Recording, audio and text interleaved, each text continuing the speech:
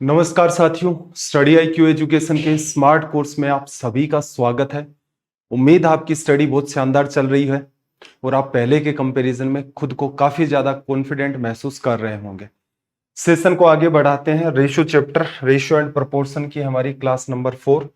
कल वाला सेशन थोड़ा सा तनावपूर्ण था, तो कोई बात नहीं, आज वाला सेशन तनावपूर्ण नहीं है। ठीक है भाई, करना क्या है, कुछ छोटी छोटी चीजें हैं, इनके ऊपर थोड़ा सा फोकस रखना है।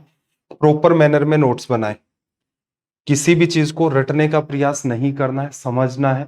बाकी मैं गाइडेंस आपको कंप्लीट करता हूं पढ़ाते टाइम कि इस टाइप के सवाल इन एग्जाम्स में नहीं आते। तो जो बच्चे स्पेशली सीडीएस बैंकिंग और रेलवे वाले सीडीएस एसएससी और बैंकिंग के जो बच्चे हैं, उनको तो सारा कुछ ही कवर करना है। लेकिन जो स्टेट लेवल एग्जाम्स की तैयारी कर रहे हैं, रेलवे एग्जाम की तैयारी कर रहे हैं, इन्हीं के इक्विवेलेंट कोई और एग्जाम होगा या सी सेट हो गया है, तो उन बच्चों को इस टाइप का तनाव नहीं लेना। बीच बीच में इसीलिए मैं आपको गाइड करता रहता हूं कि भाई ये वाला पार्ट आप चाहो तो स्किप कर सकते हैं। ठीक है भाई, चीजें रटनी नहीं है, प्रॉपर मैनर में नोट्स बनाना है। संडे फिक्स कर दो, संडे को सिर्फ और सिर्फ रिवीजन करना है। ये आपकी गवर्नमेंट जॉब है, जो आपकी ड्रीम जॉब है, उसको लेने के लिए एक पेनेसिया की तरह यहां पर काम करेगा, रामबाण की तरह काम करेगा। इनको फॉलो करें। खुद को मैनेज नहीं कर पाते, सुबह उठते ही डायरी मेंटेन करो, मैनेजमेंट एकदम ऑटोमेटिक आपका स्टार्ट हो जाएगा। पहले ही दिन आप फर्क महसूस करना स्टार्ट कर देंगे। प्रयास करें 3 से लेकर 5 लोगों तक का ग्रुप बन जाए। नहीं बन रहा है तो तनाव नहीं लेना है, कोई बात नहीं, नहीं बन रहा है तो अपनी प्रैक्टिस को थोड़ा और बढ़ा दो। लगभग 80% हो जाए सिलेबस, उसके बाद आपको लगाने हैं मॉक टेस्ट। और एटलीस्ट यूट्यूब के जो लेक्चर्स हैं उनको भी देखा करें, क्योंकि आपने ऑब्जर्व किया होगा यहाँ पर कोई कॉन्सेप्ट उलझा हुआ है उसको तो फिर से एक्सप्लेन कर देते हैं, बाकी चीजें आपको पढ़ाई जाती हैं। तो सीधे सीधे एग्जाम अप्रोच को हम लोग यहाँ पर फोकस करते हैं। चलिए भाई, आज के सेशन में हम लोग चर्चा करने वाले हैं जो हमारे फर्स्ट प्रपोर्शन है, मिड प्रपोर्शन है, थर्ड प्रपोर्शन है, फोर्थ प्रपोर्शन है, इनके ऊपर। तो first, mid, third, fourth proportion, Hindi में उसे प्रथमानुपाती कहते हैं। मिड प्रपोर्शन को मध्यानुपाती कहा जाता है, थर्ड प्रपोर्शन को तृतीयानुपाती कहते हैं, फोर्थ प्रपोर्शन को चतुर्थ अनुपाती कहते हैं।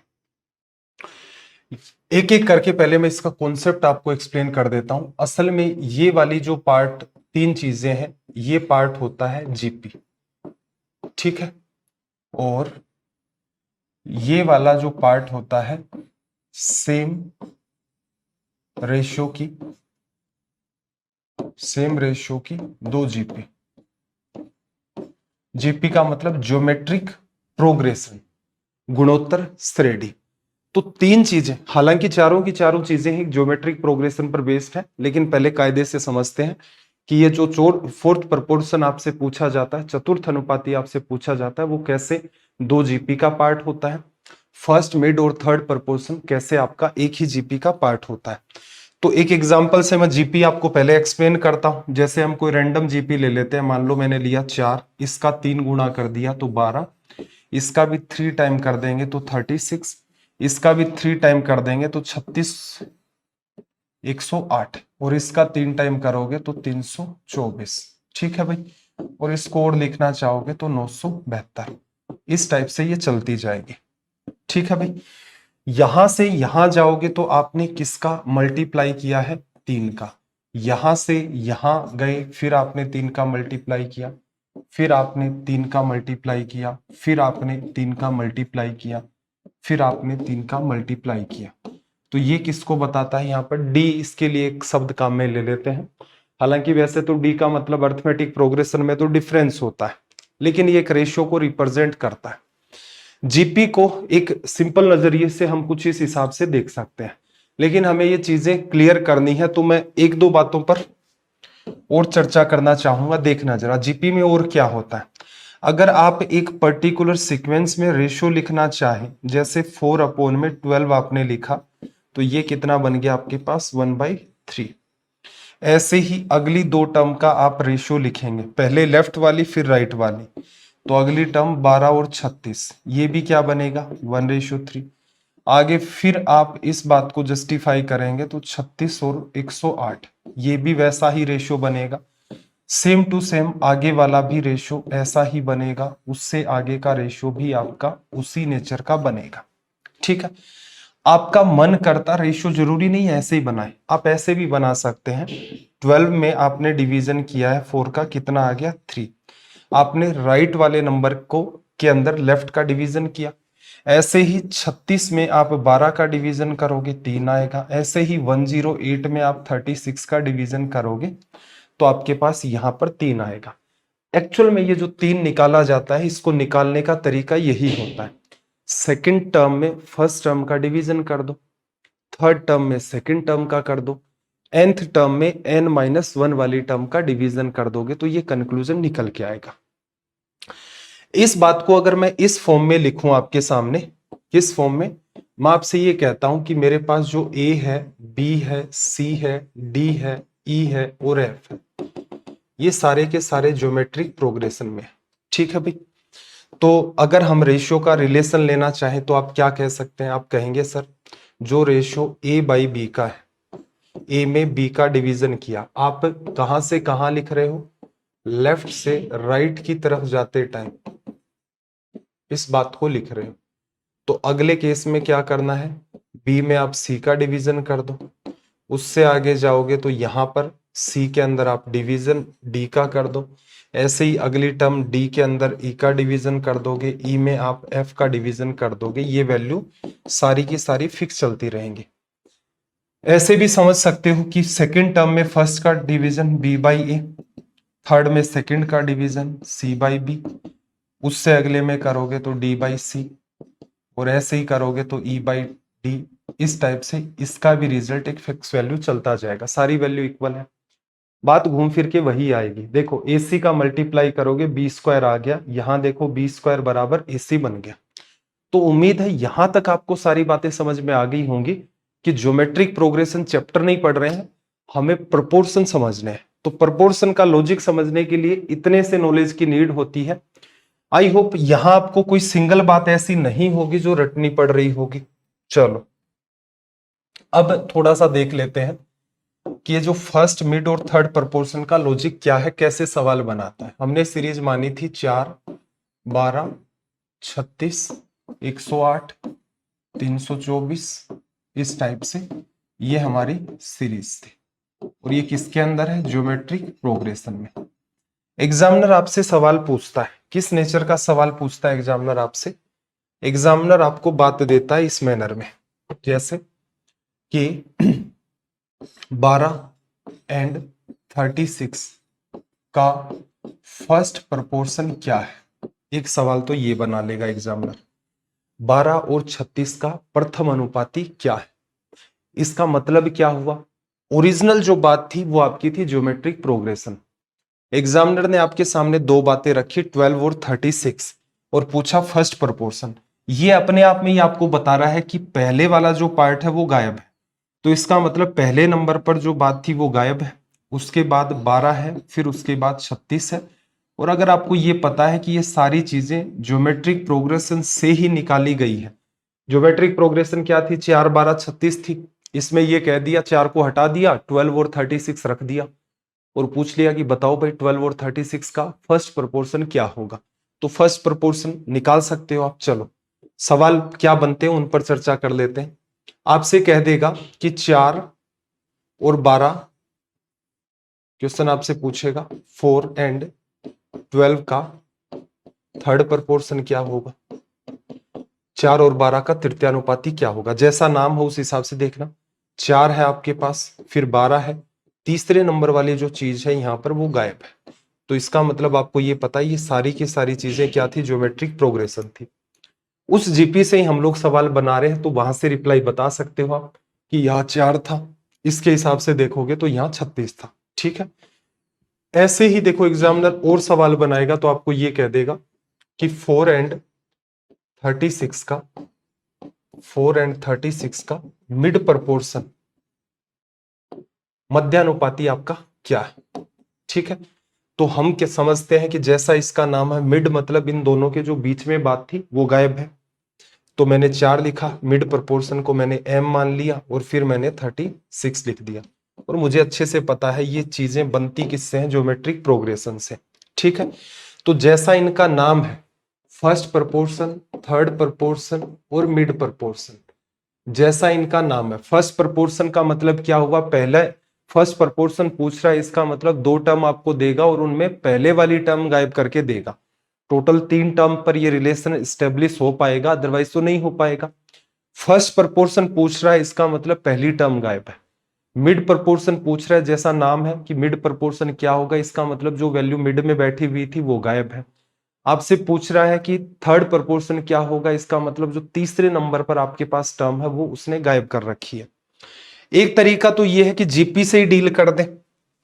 देखो जीपी में क्या होगा, यहां से यहां जा रहे हो 3 का मल्टीप्लाई, यहां से यहां जा रहे हो 3 का मल्टीप्लाई, फिर इधर जा रहे हो 3 का मल्टीप्लाई। रिवर्स में भी आ जाए, 12 से 4 में आओगे तो क्या किया आपने, 1/3 किया है। इधर से इधर आओगे तो क्या किया है, 3 का डिवीजन। 108 से 36 में आओगे 1/3। तो जो आपको कन्वीनियंट लगे वो तरीका फॉलो कर लो। एक दिमाग तो ये लगा सकते थे कि 12 गुणा में 3 36 है, तो किस नंबर को 3 से मल्टीप्लाई करें जिससे 12 आ जाए। तो आप सीधे सीधे कहोगे कि फर्स्ट प्रोपोर्शन की जो वैल्यू है वो कितनी है, 4। किस कॉन्सेप्ट से, हमने कोई एक्स्ट्रा दिमाग नहीं लगाया, हमें ये पता था कि ये चीज बनी किससे है, वो हमने अप्लाई कर दी और उसके बेसिस पर हमारा रिजल्ट आ गया। ठीक है, आप ऐसा भी सोच सकते थे कि 36 से 12 में गए, 3 का डिवीजन किया तो 12 में फिर 3 का डिवीजन करोगे तो हमारे पास जो फर्स्ट प्रोपोर्शन है वो आ जाएगा। ठीक, अगर इसी सवाल को हम लोग करना चाहते फॉर्मूले के पैटर्न पर, तो आपको पता है जो रेशियो फर्स्ट प्रोपोर्शन और 12 का होगा वही रेशियो 12 और 36 का होगा, पता है आपको अच्छे से।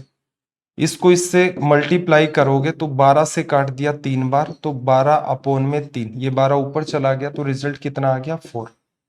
तो मेथड नंबर सेकंड भी है अपने पास, कोई स्ट्रेस वाली बात नहीं है, मेरे ख्याल से समझ आ गया होगा अच्छे से। थर्ड प्रोपोर्शन पूछ रहा है, तो 4 से 12 में गई, किससे मल्टीप्लाई किया, 3 से, तो वैसे ही आगे भी 3 से मल्टीप्लाई होकर थर्ड प्रोपोर्शन की वैल्यू 12 इंटू में 3 सीधे सीधे कितनी बन गई भाई, 36 लिखा जा सकता है। अगर हम इसको रेशियो से करना प्रीफर करें तो देखना, जो रेशियो 4 और 12 का है, लेफ्ट टू राइट जा रहे हैं, तो वैसे ही आपका रेशियो 12 और थर्ड का भी हो जाएगा। इसे जब आप सोल्व करेंगे तो देखना, ये 4 इससे कटेगा 3 बार, थर्ड आ गया ऊपर की तरफ, और ये 3 उससे मल्टीप्लाई होकर के 12 इंटू में 3 क्या क्रिएट कर देगा, 36। उम्मीद है कोई स्ट्रेस वाली बात नहीं है। चलो भाई, इसका फॉर्मूला कंपलसरी आपको याद रखना पड़ेगा, क्योंकि यहां आपको एक संख्या से गुणा करना है और उसी संख्या का फिर आगे आपको गुणा करना है। अगर मैं कहूं कि इससे इसको बनाने में किसका मल्टीप्लाई किया, तो आप कहोगे 9 का। और हमें असल में अगर आप इधर d का मल्टीप्लाई करते हो तो इधर भी आपको d का मल्टीप्लाई करना होगा। तो इसका मतलब ये जो बात है, आपने 2 बार इसको d से मल्टीप्लाई किया है, तो इस 9 को अंडरस्टैंड करने का तरीका आपने 3 बार किया, फिर 3 बार किया, यहां से आ गए 3, फिर यहां से आ गए 3। तो एक तरीका आप लगा सकते हो, इसमें कोई बुराई नहीं है कि 4 से आपने 36 बनाया है, बीच की टर्म नहीं लिख रहे, तो 4 को एक नंबर से मल्टीप्लाई किया, फिर एक उसी नंबर से और मल्टीप्लाई किया। जबकि 4 से 36 जा रहे हो तो 9 का मल्टीप्लाई, 9 को 2 इक्वल पार्ट में डिवाइड करो कि मल्टीप्लाई करने पर 9 आए, दोनों इक्वल हो, तो 3 इंटू में 3। तो ऐसा भी कॉमन सेंस आप लगा सकते थे कि 4 गुणा में 3 12, तो मिड प्रोपोर्शन की वैल्यू कितनी आ गई, यहां से 12 आ गई। दूसरा हमारा क्या है भाई, फॉर्मूला है कि जो 4 का और m का रेशियो है वही रेशियो किसका होगा, m और 36 का।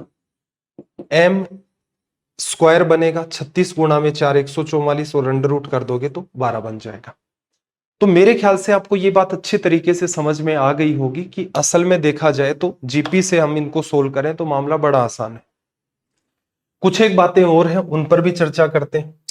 अभी पहले हम लोग सीखेंगे, फोर्थ प्रोपोर्शन भी देखते हैं, पहले हम लोग सीखते हैं कि फॉर्मूला डिजाइन कैसे होगा, या फिर ऐसा कर ले फोर्थ प्रोपोर्शन को भी देख लो, चतुर्थ अनुपाती।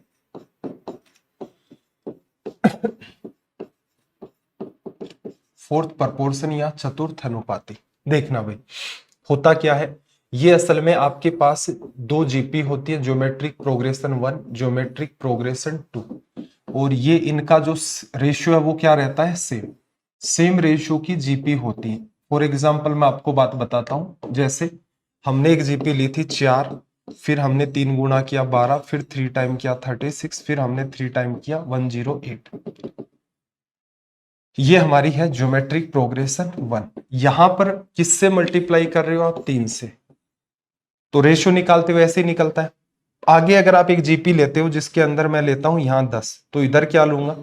तो यहां मुझे 3 से गुणा करने पड़ेगा, ये लिया जाएगा 30। फिर आगे 3 से गुणा करोगे तो ये 90, फिर आगे 3 से गुणा करोगे तो ये आ जाएगा 270। ठीक है भाई, तो ये क्या है हमारे पास? GP2। दोनों का रेशियो सेम है, डी की जो वैल्यू है दोनों के लिए वो दोनों में सेम है। 3 टाइम चल रहा है। कुछ और भी हो सकता था, 5 लिखते, फिर 15, 45, ऐसा भी हो सकता था, 6, 18, 54, फिर आगे देखते तो 162, ये भी हो सकता था। मतलब जो डी है आपका वो यहां पर आपका फिक्स मेंटेन होना चाहिए। इसी पर बेस्ड है सारा खेल।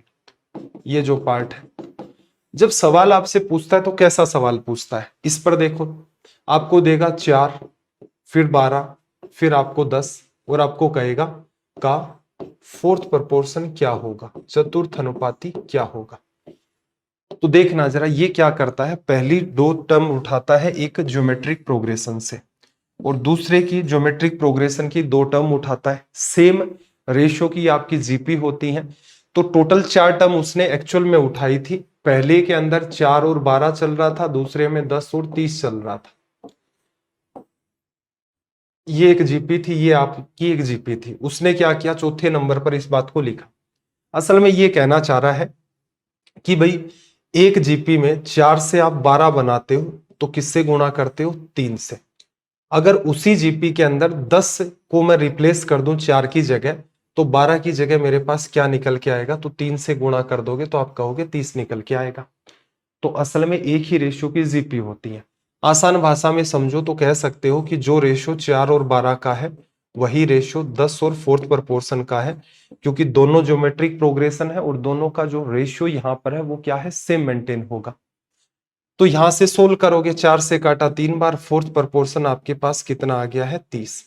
सबसे सटीक तरीका तो मुझे यही लगता है यहां से कि भाई दिख रहा है 3 गुना ये हुआ है, तो इसका मतलब अगर हम लोग दूसरी जीपी इसी रेशियो की है, जैसे 4 12 बना है, तो अगर हम लोग 4 की जगह 10 रखेंगे तो 12 की जगह क्या रखा जाएगा? 12 गुना 3 36 रखा जाएगा। तो उम्मीद है आपको यहां तक जो बात है वो कंप्लीट क्लियर हो गई होगी। चलो भाई, अब हम लोग यहां सीखते हैं फॉर्मूला डिजाइन करना, क्योंकि फॉर्मूले भी एग्जामिनर पूछ लेता है, ये आपको आने चाहिए। जैसे आपसे पूछ लेगा कि पहला ही फॉर्मूला ये बना लेते हैं, ए एंड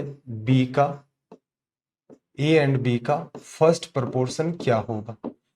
तो आप क्या करोगे?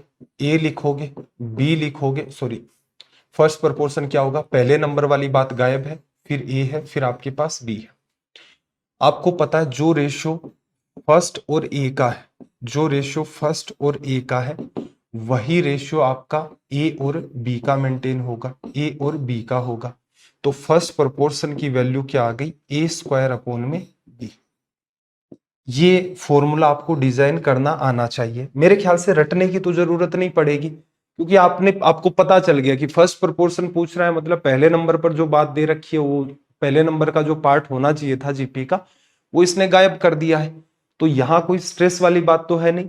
भविष्य में निश्चिंत रहे, डिजाइन करने की बारी आएगी तो मेरे ख्याल से आप डिजाइन कर दे जाएंगे, कोई तनाव नहीं आएगा। चलो, अगर हमसे डिजाइन करवाता, यहां पर दूसरे केस की मैं बात कर देता हूं। अगर मुझसे कहे वो कि ए एंड बी का मिड प्रोपोर्शन क्या होगा, मध्यानुपाती क्या होगा, तो आप कहोगे सर ऐसा है, एक टर्म ए है, मिड वाली टर्म उसने गायब कर दी और आपके पास बी है। आपको पता ये जीपी में है, तो हम कह सकते हैं कि जो रेशियो हमारा ए का और एम का है वही रेशियो हमारा यहाँ पर एम का और बी का होगा।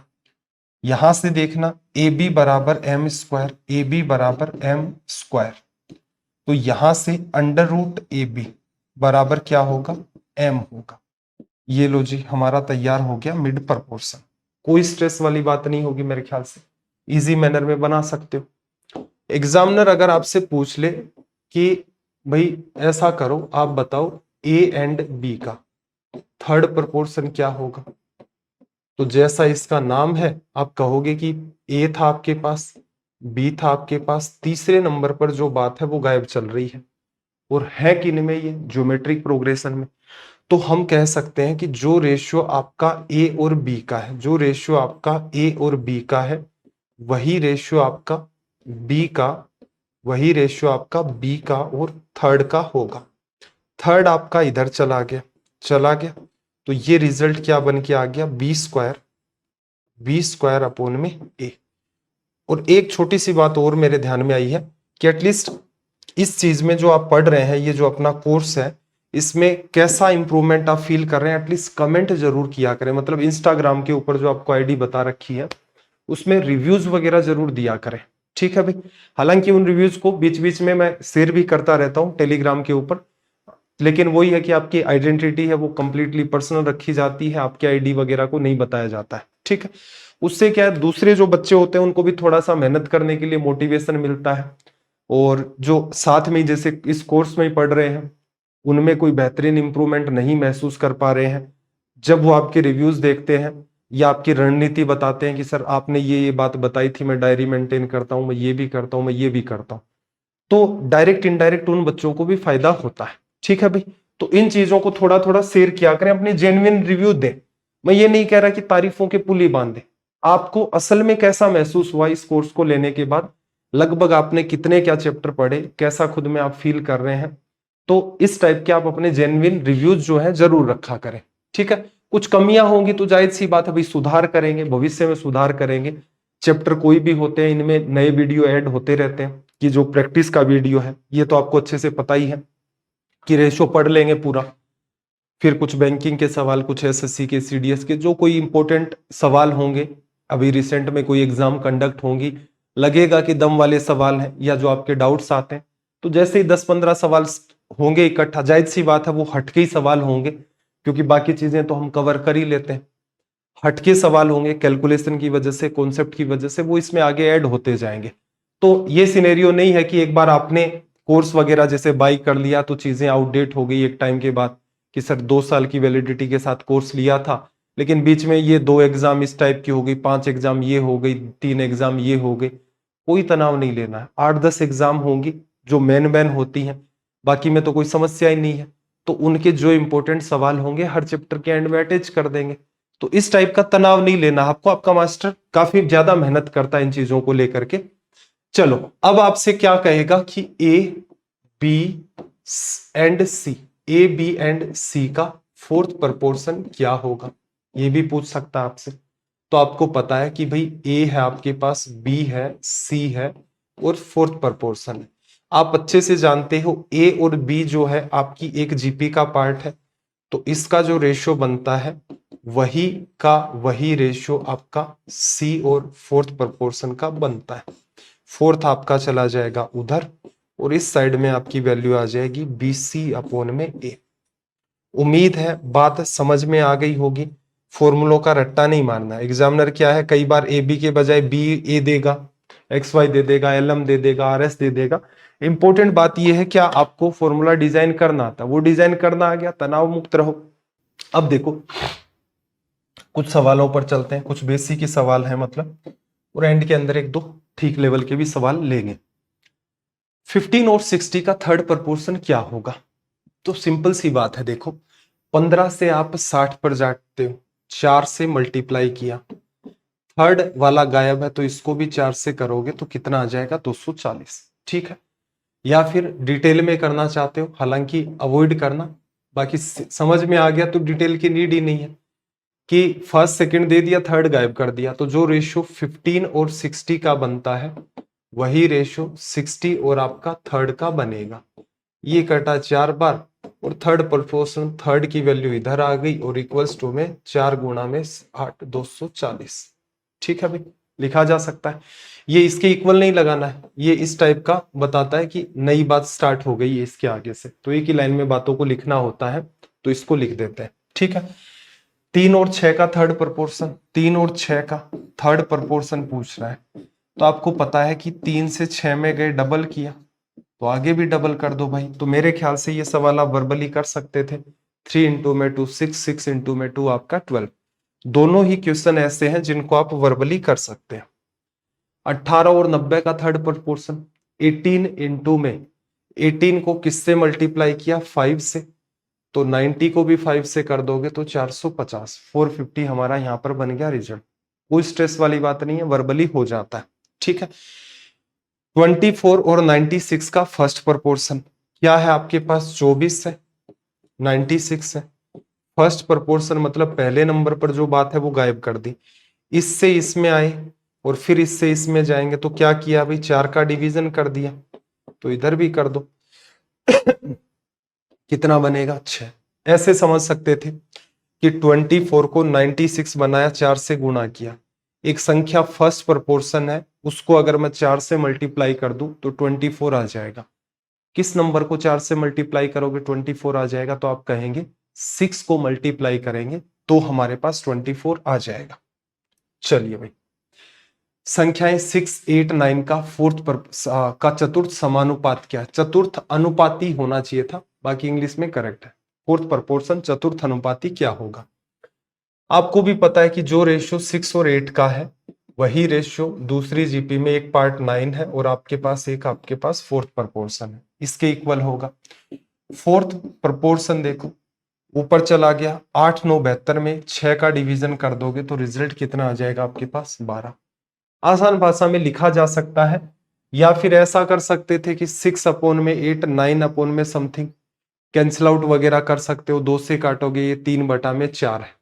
ठीक है, तो ऊपर वाली संख्या 3 को बताती है, नीचे वाली 4 को बताती है। 3 से 9 बनाया, 4 से 12 बन जाएगा। जैसा आपका सोचने का तरीका, हल्का फुल्का भी कंफ्यूजन हो इस पैटर्न को लिख लो, समस्या खत्म।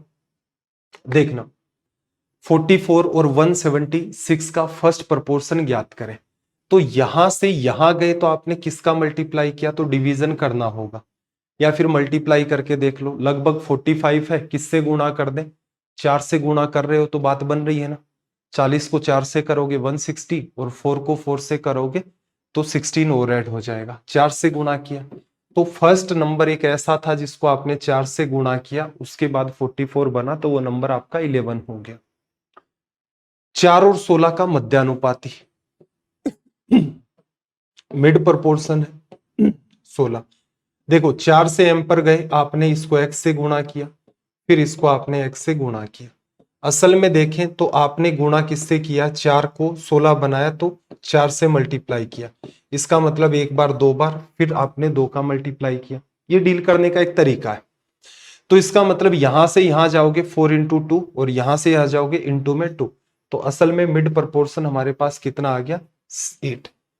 ठीक है, क्या करना था, 4 से आपने बना लिया है सीधे सीधे 16, किसका गुणा किया, 4 का, उसे लिखना है 2 नंबर का मल्टीप्लाई, तो इसका मतलब यहां से यहां जाओगे तो सीधे ही 2 का करोगे 8 आ जाएगा।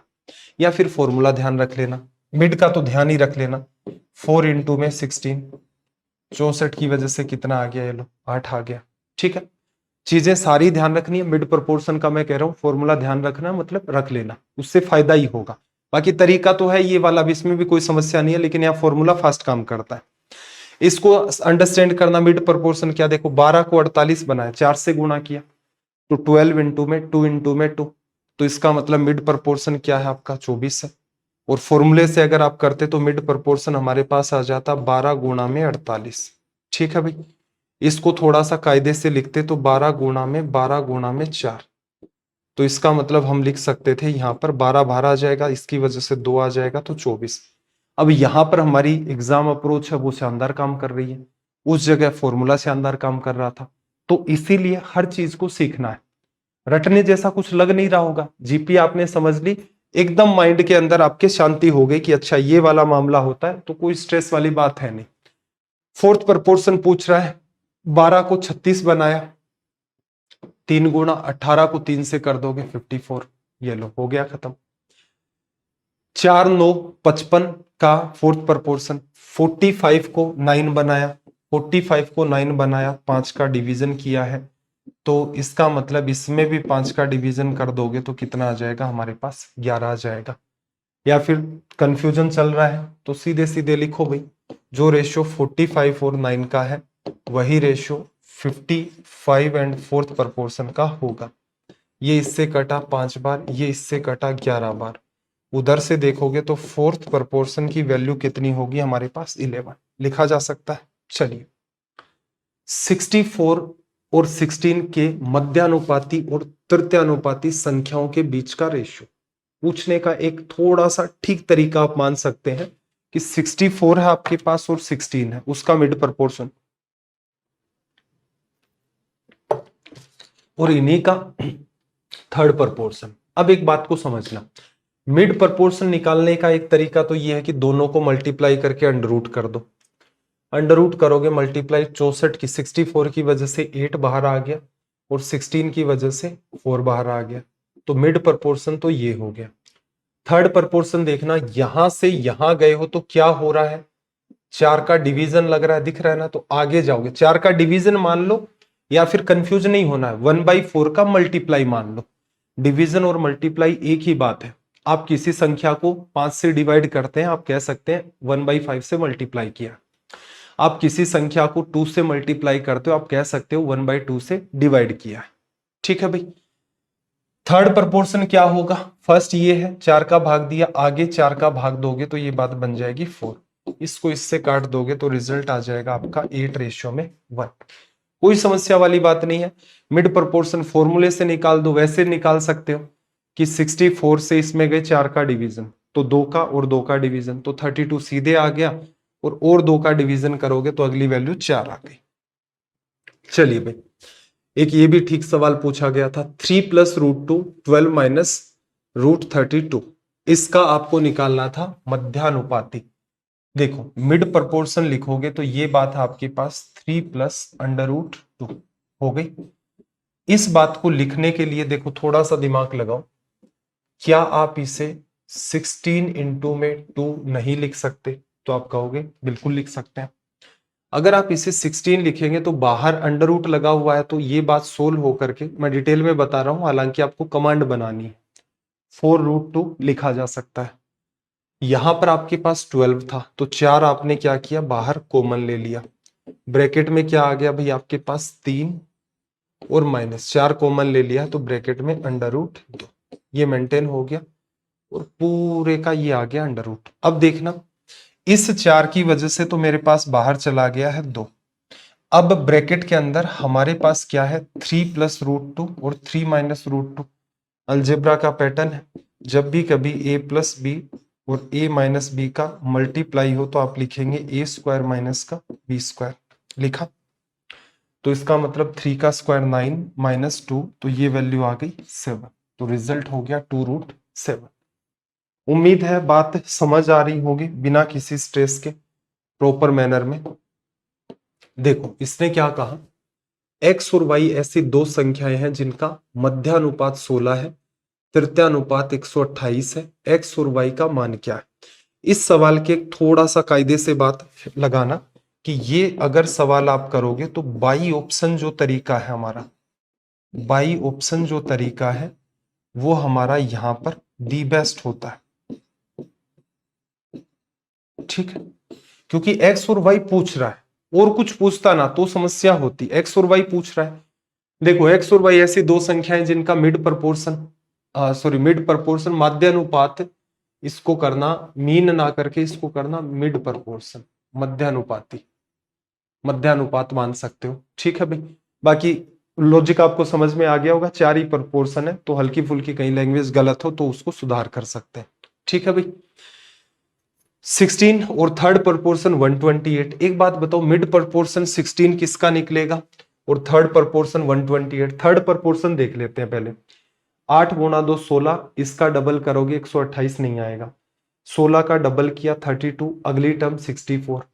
इसका जैसे थर्ड प्रपोर्शन लिखोगे आप, थर्ड प्रपोर्शन 8 से 16 फिर 32, 16 से 32, 32 से 64, 8 से 32, 4 से गुणा किया, आगे 4 से करोगे 128, 16 16 है तो आगे तो किससे गुणा किया, 1 से, तो ये टर्म एक ही आ गई। तो इसका मतलब एक ही जगह आंसर जस्टिफाई हुआ, इसको लिखने की भी नीड नहीं थी इतना, मिड प्रपोर्शन की भी नीड नहीं थी। मिड प्रपोर्शन थोड़ा सा पेचीदा है निकालने में, हालांकि दो ऑप्शन कॉन्ट्राडिक्ट कर जाते, ऐसी संभावना वैसे तो बनेगी नहीं, लेकिन फिर भी मान लो दो ऑप्शन कॉन्ट्राडिक्ट कर जाते तो उसके अंदर हम लोग चेक करते।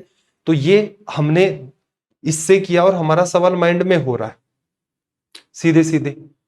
अगर मान लो ये सवाल थोड़ा सा पेचीदा किस्म का होता तो दूसरी अप्रोच, मान लो ऐसा कोई सवाल हालांकि देखने में आया नहीं है इस नेचर के अंदर कि जो कैलकुलेटिव नेचर का हो और बाई ऑप्शन हो ना पाए, लेकिन मान लो होता तो क्या करते। तो आपको पता है दो नंबर है, अंडर रूट एक्स वाई इनका लिखोगे, अंडर रूट एक्स वाई की वैल्यू कितनी आ जाएगी 16, ठीक है। थर्ड प्रोपोर्शन इनका क्या है 128, तो आपको पता है एक्स है वाई है और 128। थर्ड प्रोपोर्शन लिखते हो तो एक्स अपॉन वाई लिखोगे और फिर वाई अपॉन में 128 लिखोगे। तो यहां से 128 इंटू में x बराबर वाई स्क्वायर ये लिखा जाएगा। इसे जब हम लोग थोड़ा सा सोल्व करके देखें तो देखना, अगर मैं इसका होल स्क्वायर कर दूं तो x y बराबर मेरे पास 16 इंटू में 16 आ जाता है।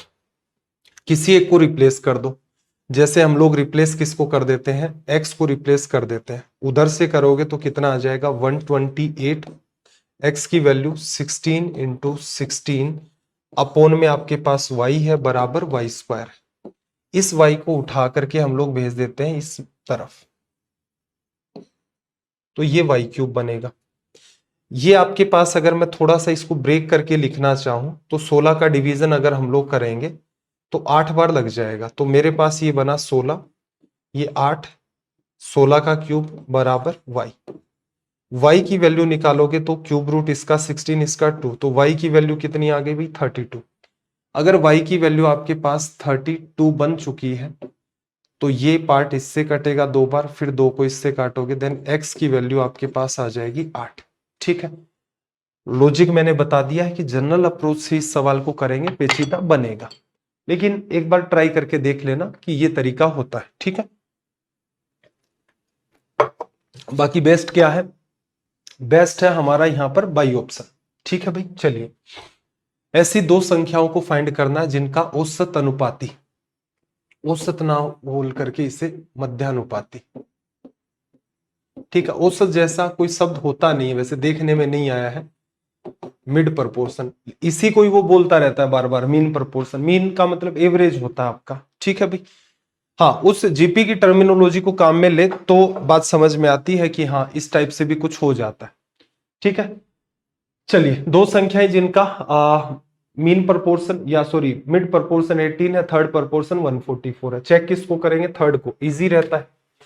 नंबर दे रखा है 6 और 42, देखो 6 को 42 बनाया, 7 से करोगे, 7 से करोगे 280 कुछ, 9 को 4 से किया 36, 36 को 4 से करोगे 144 बन रहा है। 3 को 6 से किया और 6 इसको करेंगे 18, 6 108, इसको डबल किया ये तो 24 ही आएगा। तो एक ही आंसर हमारा जस्टिफाई हो रहा है और वो हमारा आंसर क्या है यहाँ पर 144, ठीक है भाई। उम्मीद है बात समझ में आ गई होगी। देखना, एक सवाल ये भी है कि 12, 28, 21, और ये अभी तक जो सवाल चल रहे हैं ना, ये सभी बच्चों को करने हैं। स्टेट लेवल की एग्जाम की तैयारी हो और कोई हो, रेलवे हो, सबको ही करने हैं। लास्ट में एक दो सवाल है, वो एसएससी बैंक सीडीएस वाले ही कर लेंगे, एक ही सवाल है मतलब इसके अंदर, बाकी तो डिफिकल्ट लेवल के सवाल है। पूरा चैप्टर खत्म होकर के उसके एंड में अटैच करेंगे। जैसे पिछले सेशन में कुछ ज्यादा ही लेवल के कैलकुलेटिव सवाल डाल दिए थे, फिर बताना भी पड़ गया था आपको कि भाई इस टाइप के सवाल रेलवे में स्टेट एग्जाम्स में नहीं पूछे जाते, ठीक है भाई। तो आगे से ऐसे कोई गड़बड़ नहीं करेंगे। 12, 18, 28, 21, 45 में हर एक टर्म के अंदर क्या जोड़ा है, x, और ये समानुपात में हो जाती है एक पर्टिकुलर प्रोपोर्शन में, x+3 और 4x+1। देखो, पहले तक कुछ सवाल इस टाइप के आते थे, वो मैंने नहीं रखे। पूछ लेता था कि x की वैल्यू क्या है। अगर सिर्फ x की वैल्यू पूछता तो हम क्या करते, ट्राई बाई ऑप्शन चले जाते। लेकिन यहां पर उसने हमसे x की वैल्यू नहीं पूछी है, उसने इन्वॉल्वमेंट करके x+3 और 4x+1 का मध्यानुपात पूछ लिया, मीन प्रोपोर्शन आपसे पूछ लिया है, ठीक है भाई। चलो, क्या होगा तरीका, 12 में आपने ऐड किया है x, ऐसे ही 28 में आपने ऐड किया है x, और ऐसे ही आपने 21 में ऐड किया है x, और 45 में ऐड किया है x। कुछ बच्चे इसको ऐसे सोल्व करते हैं, ठीक है, चर्चा कर लेते हैं दोनों ही बातों पर। इसका इससे गुणा करोगे तो आपको पता है 45 इससे मल्टीप्लाई होगा, तो 45 इंटू में 12 आ जाएगा, प्लस ये 45 इससे मल्टीप्लाई होगा 45x। अब इस x का इस पूरे के साथ, तो ये 12x बनेगा प्लस का x स्क्वायर बनेगा। इसके राइट साइड में जो बात आएगी वो लिख देता हूं। इसका इससे गुणा होगा तो 28 को 21 से कर दो, 28 इंटू में 21, ये 28 उससे मल्टीप्लाई होगा तो 28x, प्लस ये x 21 से होगा तो 21x, और ये x उससे होगा तो ये आपका x स्क्वायर। अब काम की बात सुनो, इस केस के अंदर हमेशा ही क्या होता है, दिख रहा है x x से ये तो हट गया, ठीक है। ये 45 इस x से हुआ और ये x आपका इस 12 के साथ मल्टीप्लाई हुआ, तो आप थोड़ा सा दिमाग लगा के शुरुआत में ही ऐड करके लिख सकते थे।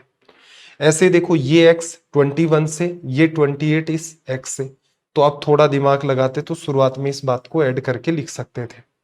बाकी 45 12 से होगा और 28 आपका 21 से होगा, तो ये आप सीधे सीधे मतलब मल्टीप्लाई करके लिख देते या फिर ऐसे भी काम चल जाता।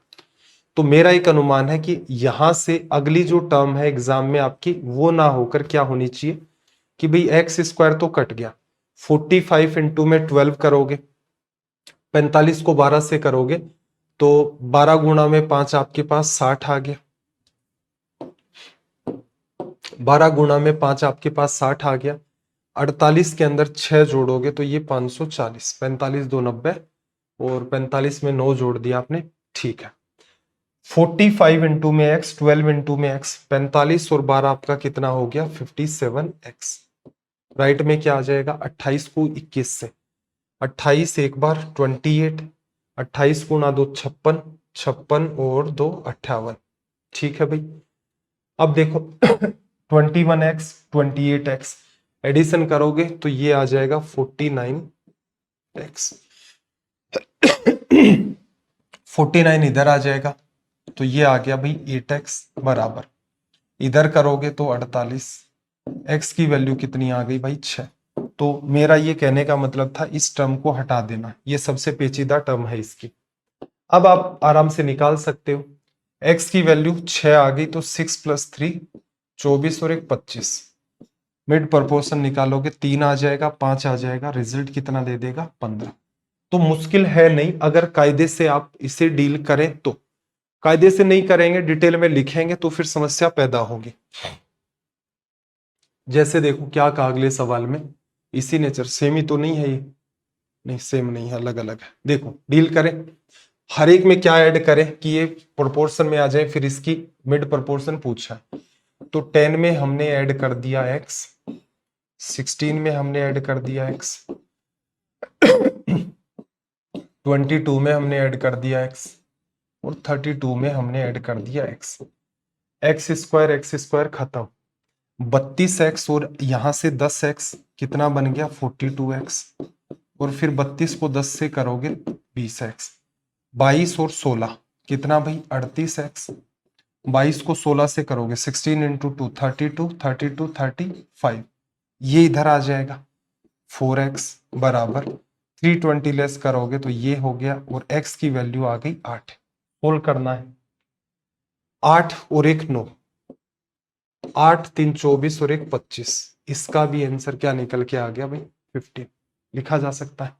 तो उम्मीद है बात समझ में आ गई होगी। चलिए एक सवाल और भी है यहाँ पर, एक यूनिक टाइप का, तो ये सवाल किसको करना है एक बार के लिए आप इसको रीड करके देख लो। एसएससी बैंकिंग और सीडीएस स्टेट लेवल के एग्जाम वाले बच्चे इसको छोड़ सकते हैं और रेलवे वाले बच्चे भी इसको छोड़ सकते हैं।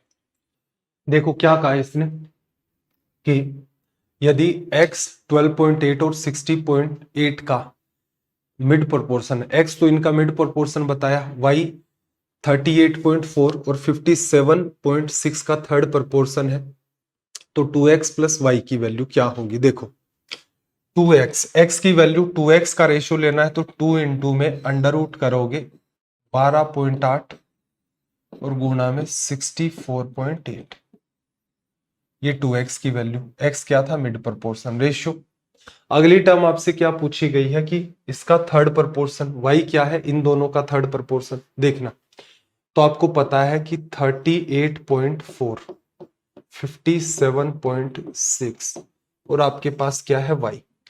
थर्ड प्रपोर्शन को सुलझाने का एक तरीका तो ये है कि आप लिख दें 38/4 अपॉन 57/6, जो होगा वही आपका 57.6 अपॉन में y होगा। ठीक है, तो यहां से y की वैल्यू अगर आप लिखना चाहें 57.6 इंटू 57.6 और अपॉन में लिखोगे 38.4। ठीक है, दूसरा मेथड थोड़ा सा मजेदार है, मतलब कमांड अगर बन जाती है बहुत अच्छी बात है। देखो इस नंबर को थोड़ा गौर से देखो, पॉइंट हटा के, ये कितना है आपका 38, ये कितना है 57। तो ये कैसे बना भाई, 19 इंटू में 2।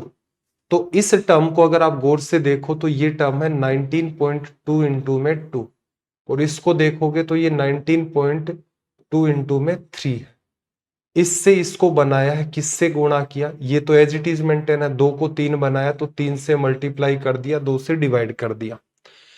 तो एक तरीका आपका ये हो सकता था कि आप लिख देते कि 57.6 को मल्टीप्लाई किससे किया है 3/2 से, या फिर उस बात को लिखते। इसमें भी कोई बुराई है नहीं, कटिंग करते तो आपका कंक्लूजन निकलता। चलो इसको सोल्व करते। यहां ध्यान रखना, इंपॉर्टेंट बात है ये वाली, पॉइंट को पहले हटा दो। 128 का अंडर रूट नहीं होता है। ऐसा कर लें कि इस बात को हम लोग कुछ यूं समझ लें कि ये 128 है। अगर मैं इसको डबल कर दूं 256, 2 कहां से ला, इससे ले लिया, तो 2 इससे ले लिया तो 2 का इसमें भाग दे दो 324, ये आ जाएगा। 2 प्लेस पर पॉइंट था ना, तो इसको दे दो वो 256 किसकी वजह से आ गया, 16 आ गया, 324 18 आ गया, पॉइंट एक प्लेस पर लग गया। रेशियो में 57.6 इंटू में 3/2। सोल्व कर दे, पॉइंट से पॉइंट खत्म, 18 36 3 54, 18 2 36, 32 से 32 कट गया, 2 इधर आ गया, इधर आपके पास मेंटेन हो गया 3। ठीक है भाई, अगर आप इस मेथड से करते तो बुराई इसमें कुछ भी नहीं है, बस इसको अलग से सोल्व नहीं करना था, थोड़ा सा दिमाग लगाते। यहां पर क्या करते भी, जो रेशो 38 अपॉन इसका है वही इसका और उसका होगा, y उधर चला गया तो 57.6 अपॉन 38.2। तो यहां वाली जो टर्म है 57.6 अपॉन में 38.4, यहां भी अगर आप कॉमन सेंस लगाते ना, इसको इससे हटा दिया कि ये 19.2, तो ये आ जाता 2 और 3, या फिर उधर वाले नंबरों के साथ डिवीजन करके सोल्व करते तो आपकी बात यहां से भी बन जाती। ठीक है भाई, ये ठीक सा सवाल है। कुछ और सवाल भी होंगे इस नंबर इस पैटर्न के, लेकिन उसको हम लोग ऐड करेंगे सारी चीजें पढ़ने के बाद, कि रेशियो में ये चीजें पढ़नी होती हैं एंड में, जिन पर कमांड किसको करनी है, स्पेशली जो बच्चे एसएससी बैंकिंग और सीडीएस। चलो भाई, ये अपना सेशन कंप्लीट हो गया है। फिर से मैं आपको रिपीट कर देता हूं, किसी भी चीज को रटने का प्रयास मत करना। रटी हुई चीजें कुछ ही टाइम के अंदर बच्चे भूल जाते हैं। प्रॉपर नोट्स बनाओ, हर चीज को समझो, डिटेल में कर लो, क्या बुराई है। आपने हमेशा अगर कायदे से गौर किया इस बात को कि जब हम लोग चीजें एकदम जनरल मेथड से कर लेते हैं तो उसकी स्टेप्स गायब कर देते हैं, या कॉन्सेप्ट्स को कायदे से समझ लें। जैसे ये आज हमने प्रोपोर्शन पढ़ा, अमूमन बच्चे इसका रट्टा मारते रहते हैं फॉर्मूलों का। अब आप तनाव मुक्त हो गए ना मेरे ख्याल से, कि तनाव मुक्त कैसे हुए, ज्योमेट्रिक प्रोग्रेशन का पैटर्न है, फॉर्मूला रात को उठा करके भी पूछेगा, बता दोगे प्रूफ करके, माइंड में ही कर दोगे कि ए और बी का थर्ड प्रोपोर्शन क्या होगा, तो आप कहोगे ए अपॉन बी वही है जो बी अपॉन में थर्ड है, तो इसको इस साइड के अंदर भेजोगे, बी स्क्वायर अपॉन ए आ गया है। अंडर रूट वाली बात आपको मिड प्रोपोर्शन वाली तो चलो खैर सीधे सीधे ध्यान रख लेना, क्योंकि वो थोड़ी सी जरूरी बात है। उसका भी एक तरीका निकाल लिया था कि जैसे 4 और आपको 36 दे दिया तो इसका मिड प्रोपोर्शन। एक तो तरीका है अंडर रूट 4 इंटू 36, तो 6 इंटू 2 12, या फिर 4 से 36 गए 9 का मल्टीप्लाई, तो 9 को ब्रेक करना है तो 3 इंटू 3 का मल्टीप्लाई। इस टाइप से कुछ एक थोड़े ढंग के सवाल हैं। ठीक है भाई, और संडे रिवीजन करें, सिर्फ मैथ्स का ही नहीं हर सब्जेक्ट का। संडे को कुछ भी नया नहीं पढ़ना है। डायरी मेंटेन करें, अगर प्लानिंग आ रही है, प्लानिंग नहीं कर पा रहे हैं स्टडी की, बहुत इंप्रूवमेंट होगा। ग्रुप 3 से 5 लोगों का बना सकते हैं, अच्छी बात है। सिलेबस लगभग 80% हो जाए उससे पहले मॉक टेस्ट नहीं लगाने, ठीक है। प्रयास ये करो, जैसे प्रीलिम्स है, मान लो कोई बच्चे एसएससी सीजीएल की, बैंकिंग की या आपकी स्टेट एग्जाम की तैयारी कर रहे हैं, अगर आपने सारे सब्जेक्ट, जैसे एसएससी की बात करूं मैं, सीजीएल की बात करूं, सीएचएसएल की, अगर आपने सारे सब्जेक्ट का एटलीस्ट 80% सिलेबस नहीं कवर किया अच्छे से, फिर आप मॉक टेस्ट लगा रहे हो तो मन ही नहीं लगेगा कि मार्क्स प्रॉपर नहीं आ रहे हैं। 80% हो गया, फिर धीरे धीरे मॉक टेस्ट भी लगाओगे। शुरुआत में फ्रिक्वेंसी को ज्यादा नहीं रखना है, स्लो स्लो रखना है कि 2 या 3 दिन में एक मॉक टेस्ट लगाया, फिर 2 दिन में एक मॉक टेस्ट लगाया, पूरा सिलेबस कंप्लीट हो गया तो फिर डेली एक मॉक टेस्ट लगाओ, उनको एनालाइज करो। और एक टाइम के बाद ये फ्रिक्वेंसी और भी बढ़ा सकते हो कि दिन में 2 मॉक टेस्ट लगा रहे हो, मामला चिल चल रहा है। अगर ये अपना लेते हो तो सिलेक्शन निकालना मेरे लिए, मेरा एक अनुमान है कि बहुत आसान है, बहुत ज्यादा आसान है, आप सोच भी नहीं रहे होंगे इतना ईजी है। लेकिन बच्चे क्या है, सवाल करूंगा मैं तो बहुत सारे सवाल करूंगा, रिवीजन नहीं करूंगा, मॉक टेस्ट नहीं लगाऊंगा, लगा लिए तो एनालाइज नहीं करूंगा, एनालाइज कर लिया, ये गलत ये सही, क्या समस्या थी, क्यों गलत हो गए, उनमें सुधार नहीं करूंगा, तो उनसे आउटकम नहीं निकलते। वैसे ही मेहनत आप करते रहे, हर साल कंपटीशन बढ़ता है, तो जो आपको रास्ता दिखाया जा रहा है वो करें, प्लस में इसको और अटेम्प्ट करें। यहां से भी बहुत सारे बच्चे बता रहे हैं कंटिन्यू इंप्रूवमेंट हो रहे हैं, जाहिर सी बात है, क्योंकि यहाँ टाइम तो किल हो ही नहीं रहा। 1 घंटे के अराउंड का सेशन है, मतलब चलो आज का सेशन तो 1 घंटे का नहीं हुआ, इसमें कितने एक सवाल कर पाए हम, मुश्किल से 15-16 सवाल होंगे, 17 होंगे, वो भी आसान आसान से। यहाँ डिस्कस करते हैं 1 घंटे में 20 से 25 सवाल डिस्कस कर लेते हैं, तो ये फायदे का सौदा है ना यहाँ पर। तो इस टाइप से इन चीजों को थोड़ा मैनेज करें, ठीक है भाई। चलिए फिर, आपका दिन रात सब मंगलमय हो, मिलते हैं अगले सेशन में। जय हिंद, जय भारत।